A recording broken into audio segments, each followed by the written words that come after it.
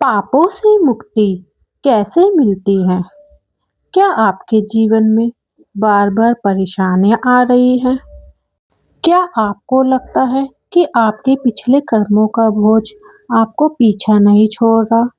शिव पुराण कहता है, कोई भी पाप इतना बड़ा नहीं होता कि महादेव उसे क्षमा न कर सके, लेकिन इसके लिए एक सच्चा मार्ग अपनाना पड़ता है। पाप क्या है? शिव पुराण के अनुसार पाप सिर्फ गलत काम नहीं होता, बल्कि गलत सोच, अहंकार, दूसरों को दुख देना और सच्चाई से दूर होना भी पाप है। जब मनुष्य बार बार ऐसे कर्म करता है, तो उसका मन अशांत हो जाता है और जीवन में दुख बढ़ने लगते हैं। क्या सच में पापों से मुक्ति मिल सकती है? और अगर हाँ, तो उसका सही मार्ग क्या है? शिव पुराण में एक बात बार बार कही गई है कि कोई भी इंसान जन्म से पापी नहीं होता, पर उसके कर्म उसे पाप के रास्ते पर ले जाते हैं। एक व्यक्ति था जिसने अपने जीवन में कई गलतियां की, लोगों को दुख दिया और बाद में उसे अपनी गलती का एहसास हुआ। वो हर दिन डर में जीने लगा कि अब उसके पाप उसे कभी शांति नहीं देंगे। एक दिन वो एक संत के पास गया और पूछा, क्या मेरे जैसे व्यक्ति को भी मुक्ति मिल सकती है? संत ने मुस्कुराकर कहा, अगर तुम्हें अपनी गलती का एहसास हो गया है, तो समझो तुम्हारी आधी मुक्ति यहीं से शुरू हो चुकी है।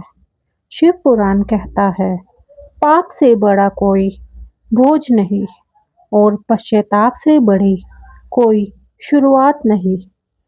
जब इंसान को सच में अपनी गलती का पछतावा होता है, तो उसका मन बदलने लगता है और यही बदलाव मुक्ति का पहला दरवाजा खोलता है।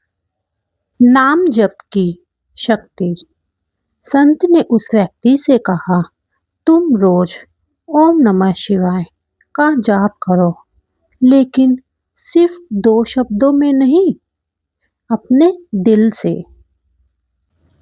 शिव पुराण में बताया गया है कि यह मंत्र केवल एक आवाज नहीं, बल्कि एक ऊर्जा है जो धीरे धीरे आपके अंदर के अंधकार को खत्म करती है। ओम नमः शिवाय मंत्र में इतनी शक्ति है कि यह मनुष्य के पापों को धीरे धीरे समाप्त कर देता है। हर दिन सच्चे मन से इस मंत्र का जाप करने से मन शुद्ध होता है और आत्मा हल्की महसूस करती है। सिर्फ नाम जप से नहीं, बल्कि अपने कर्मों को बदलने से मुक्ति मिलती है। अब से किसी को दुख मत देना, जहाँ तक हो सके दूसरों की मदद करना, क्योंकि नए अच्छे कर्म पुराने पापों को कम करने लगते हैं। अहंकार का अंत। शिव पुराण के अनुसार हर पाप की जड़ है अहंकार।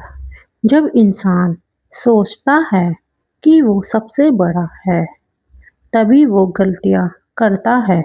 लेकिन जब वही इंसान झुकना सीख जाता है, तो उसका जीवन बदल जाता है। महादेव को दिखावा नहीं, सिर्फ सच्चाई पसंद है। अगर आपके जीवन में भी कुछ गलतियां हुई है, तो खुद को सजा देना बंद कीजिए। आज से शुरुआत कीजिए, शिव का नाम लीजिए और अपने कर्म बदलिए। महादेव आपको जरूर माफ करेंगे। हर हर महादेव।